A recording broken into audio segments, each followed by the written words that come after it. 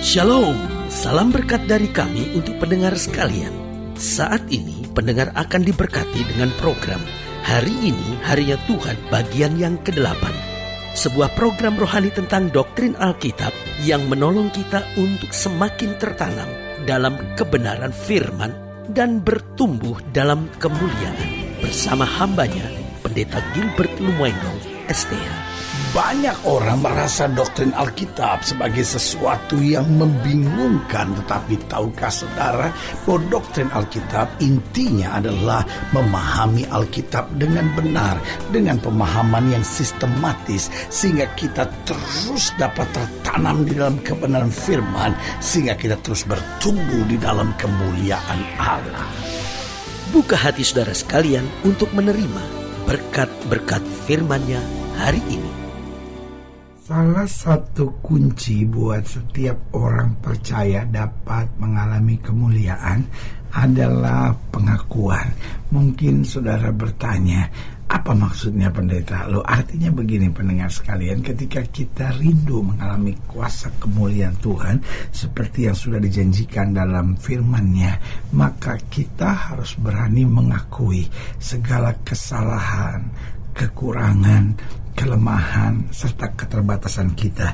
Karena salah satu hukum penting dalam hidup ini adalah, dan ini yang saya sebut hukum terutama dalam kehidupan ini, we have to know what we do know, and we have to know what we don't know. Kita harus tahu apa yang kita tahu, kita harus tahu apa yang kita tidak tahu.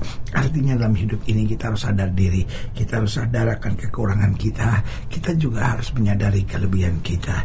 Nah, kesadaran akan kekurangan kita akan berdampak bahwa kita lebih menghargai orang lain.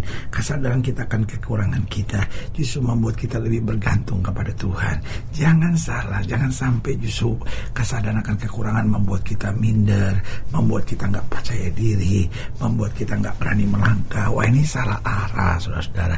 Sebaliknya, kesadaran akan kelebihan diri kita membuat kita tahu bersyukur kepada Tuhan, membuat kita bisa menolong orang lain. Jangan sebaliknya, justru kelebihan kita membuat kita akhirnya sombong, membuat kita menghakimi orang, membuat kita merasa diri yang paling benar sendiri, ingin bersaing semua orang. Nah, ini kan namanya kerasukan setan, saudara. Karena hidup ini setiap orang pada dasarnya punya kekurangan dan kelebihan. Biarlah kita saling melengkapi, saling menguatkan, saling membangun dalam terang kasih Tuhan. Nah, seringkali persoalannya kalau kita tidak dapat mengakui kesalahan, kekurangan, kelemahan, keterbatasan kita, ini yang membuat orang sok tahu, ini yang membuat kita jadi manusia yang lupa diri. Tapi justru dengan mengakui kesalahan, kekurangan, kelemahan, keterbatasan kita, yang pertama, kita dapat memperbaikinya. Kalau kita nggak pernah mau akui, karena hidup ini yang paling jahat, selalu saya bilang, yang paling jahat adalah sudah salah ngotot.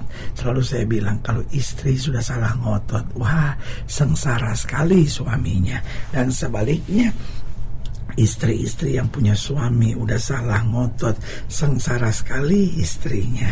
Begitupun dalam kehidupan pelayanan, kalau rekan kerja kita udah salah ngotot, wah, susah hidup ini, saudara-saudara. Dan makanya selalu saya bilang, orang yang sudah salah ngotot itu orang yang dipakai setan, karena yang kayak begitu biasa sumbernya banyak keributan. Ini selalu trouble maker, di mana-mana, di keluarga sumber ribut, di dalam pergaulan sumber ribut, di dalam pelayanan sumber ribut. Orang yang kayak begini nggak ada jalan lain, kita jauhi, saudara-saudara.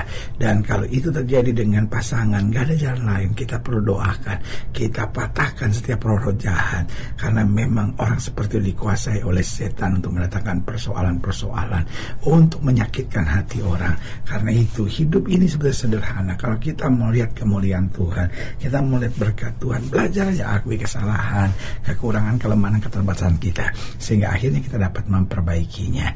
Dan yang kedua, kalau kita berani mengakui kesalahan, kekurangan, kelemahan, keterbatasan kita, maka yang kedua, kita ini akan jadi lebih maju, saudara-saudara. Karena orang tuh gak bisa maju-maju. Kenapa? Gak mau mengakui kesalahannya. Udah salah nyalahin orang, udah salah masih cari-cari kambing hitam. Wah, ini kan repot. Tetapi kalau kita berani saja mengakuinya, maka kita akan makin hari makin maju. Dan yang ketiga, kalau kita berani mengakui kesalahan, kekurangan, kelemahan, keterbatasan kita, kita akan dapat makin setia. Hidup ini intinya apa sih? Hidup ini kan intinya menjadi setia. Nah, kalau kita nggak pernah mau mengakui kesalahan, kekurangan kita, loh, kenapa sih gengsi? Ini kan orang-orang sombong yang merasa diri hebat, dan kalau kayaknya ditegur, wah kayaknya sakit hati banget. Ya tapi caranya dong, caranya. Lo bukan caranya, salah ya salah. Nggak usah caranya, nanti kemudian baru beresin. Tapi yang pasti salah adalah salah, itu aja gitu. Dan sebagai orang salah harus siap ditegur. Karena kalau tidak, kita hanya orang-orang yang mau membenarkan diri, yang berujung pada kerikil-kerikil kehancuran dalam hidup kita. Jadi karena itu, mari kita akui kesalahan, kekurangan, kelemahan, keterbatasan kita. Yang pertama, supaya kita dapat memperbaiki. Yang kedua, supaya kita lebih maju. Yang ketiga, supaya kita makin setia. Dan akhirnya yang keempat, supaya kita akan makin terus disempurnakan.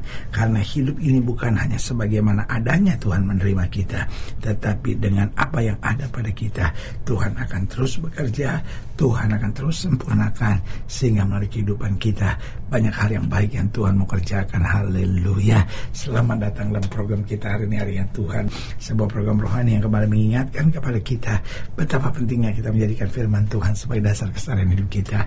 Karena selama kita jadikan firman Tuhan sebagai dasar keseharian hidup kita, langkah-langkah ke depan kita penuh dengan kepastian, kemenangan, berkat, mujizat, dan perkara-perkara besar. Haleluya. Dan dalam program ini kita sedang membahas tentang kami telah berdosa. Sebuah pengakuan yang jujur, sebuah pengakuan yang terbuka, sebuah pengakuan apa adanya. Kami telah berdosa. Dan kita mau sama-sama belajar dari Bilangan 21, Bilangan pasal 21 ayat yang keempat, Bilangan 21 ayat yang keempat sampai ayat yang ke-9. Demikian firman Tuhan. Bilangan 21 ayat 4 sampai 9 di bawah judul perikop ular tembaga. Setelah mereka berangkat dari Gunung Hor, berjalan ke arah Laut Teberau untuk mengelilingi tanah Edom, maka bangsa itu tidak dapat lagi menahan diri di tengah jalan. Lalu mereka berkata-kata melawan Allah dan Musa, "Mengapa kamu memimpin kami keluar dari Mesir, supaya kami mati di padang gurun ini? Sebab di sini tidak ada roti dan tidak ada air, dan akan makanan hambar ini kami telah muak." Lalu Tuhan menyuruh ular-ular terdung ke antara bangsa itu yang memagut mereka, sehingga banyak dari orang Israel yang mati. Kemudian datanglah bangsa itu mendapatkan Musa dan berkata, "Kami telah berdosa, sebab kami telah berkata-kata melawan Tuhan dan engkau. Berdoalah kepada Tuhan supaya dijauhkannya ular-ular ini daripada kami." Lalu Musa berdoa untuk bangsa itu, maka berfirmanlah Tuhan kepada Musa, "Buatlah ular tedung dan taruhlah itu pada sebuah tiang, maka setiap orang yang terpaku jika ia melihatnya akan tetap hidup." Lalu Musa membuat ular tembaga dan menaruhnya pada sebuah tiang, maka jika seorang dipagut ular dan ia memandang kepada ular tembaga itu, tetaplah ia hidup. Saudaraku yang kekasih dalam Tuhan, ini luar biasa. Mereka salah, Tuhan marah, Tuhan tegur, tetapi mereka mengakui, dan setiap ada pengakuan, di situ ada jalan untuk kemuliaan. Hidup ini bukan karena dosa kita yang terlalu parah, tapi hati kita yang terlalu keras. Selama hati kita mau lembut, maka Tuhan akan membereskan segala sesuatunya. Ketika umat Allah merendahkan diri dan mengakui dosanya, maka hidup mereka kembali pulihkan. Saudaraku yang kekasih dalam Tuhan, seringkali persoalannya, apa dosa yang paling banyak kita kerjakan? Nah, ini yang harus kita mengerti. Yang pertama, kita merasa diri yang paling benar. Kita mau menang sendiri. Ini dosa, saudara-saudara. Ini dosa. Sehingga apa yang terjadi? Karena kita merasa diri yang paling benar, kita mau menang sendiri, kita egois. Akhirnya semua tindakan dan perbuatan kita anggap ya ini yang benar aja gitu. Walaupun kita tahu salah, tapi kan salah, tapi kan ada alasannya. Nah, ini kan repot, saudara. Padahal hidup ini sebetulnya sederhana. Kalau kita tahu salah ini, beresin aja, nggak usah merasa dia yang paling benar. Yang kedua, dosa yang sering kita kerjakan yaitu menghalalkan segala cara. Kita tahu nggak boleh, tapi kita punya alasan, ya kepepet sih, ya kan? Jadi saya berzina, ya habis gimana dong? Suami saya nggak beri perhatian kepada saya, akhirnya kebetulan ada pria lain. Jadi dunia akhirnya merasa begini. Kalau ada alasan, akhirnya segala kesalahan dibenarkan. Tahukah saudara, alasan tidak pernah membenarkan kesalahan. Kita boleh punya 1000 satu alasan, tetapi kesalahan tetap adalah kesalahan. Kesalahan harus diakhiri dengan pengakuan dan pertobatan, bukan hanya mencari-cari alasan. Alasan hanya untuk menyadarkan kita lain kali kita harus lebih hati-hati, karena kita berkata, berjaga dan berdoalah supaya kamu jangan jatuh dalam pencobaan. Jadi seringkali dosa yang kita buat itu kita merasa diri yang paling benar dan mau menang sendiri. Yang kedua, kita menghalalkan segala cara karena kita merasa ada alasan-alasan. Dan yang ketiga, kita mengeraskan hati, tidak memperhatikan aturan. Makanya Alkitab bilang, kalau kamu tidak miring ke kiri maupun miring ke kanan, kamu akan diberkati. Kamu tidak akan turun tapi kamu naik. Kamu tidak menjadi ekor, kamu akan menjadi kepala. Seringkali persoalan kita tidak memperhatikan aturan. Kita cuma memperhatikan suasana hati kita. Kita cuma mengerjain apa yang enak buat kita. Tapi hidup ini bukan soal apa yang enak buat kita, apa yang benar, apa yang berkenan, apa yang Tuhan kehendaki. Dan yang keempat, umat Allah seringkali hidup dalam dosa apa? Dosa di mana kita tidak tahu malu. Kita nganggap normal lah, semua orang juga buat begitu. Sehingga orang sekarang, bapak-bapak umur 61 tahun bisa pacaran sama anak umur 25 tahun, gak tahu malu. Anak-anak muda belum menikah lakukan hubungan seks sebelum nikah, tidak tahu malu. Orang gereja nyerang gereja lain, hamba Tuhan satu serang hamba Tuhan, dan kok gak tahu malu. Kita kan sama-sama hamba Tuhan, kita kan sama-sama pelayanan. Kenapa sih kita nggak saling memuji Tuhan? Kenapa kita nggak saling melengkapi? Kalau ada kekurangan, bantu dong. Ini kan sama-sama untuk kemuliaan Tuhan. Kenapa sih senangnya bersaing aja? Kok nggak tahu malu? Benar, biarlah kita menjadi orang yang tahu malu. Ada banyak pejabat nggak tahu malu. Duit rakyat pun disikat, dirampas, dijajah. Sebagai hamba Allah, saya mengingatkan, mari kita jadi orang percaya yang tahu malu, yang hidup berkenan pada Tuhan, dan jalan kita jalan yang menyenangkan Tuhan. Haleluya. Saudara yang kasih dalam Tuhan, juga saudara yang dilayani lebih jauh, hubungi kami melalui telepon, hubungi kami melalui surat, kunjungi website kami, karena kami ada untuk membawa Bapak Ibu saudara senantiasa lebih dekat pada Tuhan dan mengalami kasih kuasa mujizat yang luar biasa. Secara khusus pada program ini juga saya mau berdoa buat siapa yang sakit, siapa yang berbawaan berat, karena saya percaya bahwa bagi Allah tidak ada perkara yang mustahil. Nah, saudara yang didoakan secara khusus boleh taruh tangan kanan saudara di dada dan kita akan berdoa. Mari kita berdoa. Bapa, dalam nama Yesus, hamba doa buat yang sakit, hamba doa buat yang berbeban berat, hamba doa untuk setiap mereka yang sedang menghadapi masa-masa yang sukar, karena hamba percaya bahwa bagi Allah tidak ada perkara yang mustahil. Bapa, hamba berdoa di dalam nama Yesus, Tuhan jamah, yang sakit Tuhan sembuhkan, yang lemah Tuhan kuatkan, yang susah Tuhan hiburkan, yang jatuh Tuhan angkat, sehingga hari-hari yang penuh kemenangan boleh berlaku. Secara khusus hamba doa buat mereka yang tangan kanannya di dada, di dalam nama Yesus Tuhan jamah, anugerah kasih karunia kuasa berkat Tuhan yang sempurna boleh terus bekerja.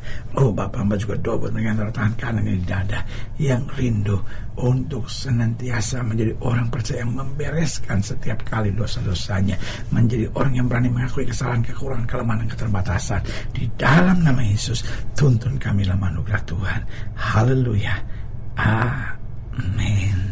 Saudara yang kasih dalam Tuhan, kita sudah berdoa. Ingat, Allah tidak pernah lalai menepati janjinya. Inilah saatnya buat kita untuk bangkit, bersemangat, bersuka cita dalam menghadapi segala perkara, karena kita tahu Yesus hidup, Yesus berkuasa, dan selalu menyediakan terbaik buat anak-anaknya. Doa saya menyertai saudara. Sampai berjumpa pada program berikut. Dan jangan lupa, jadikan hari ini harinya Tuhan. Haleluya.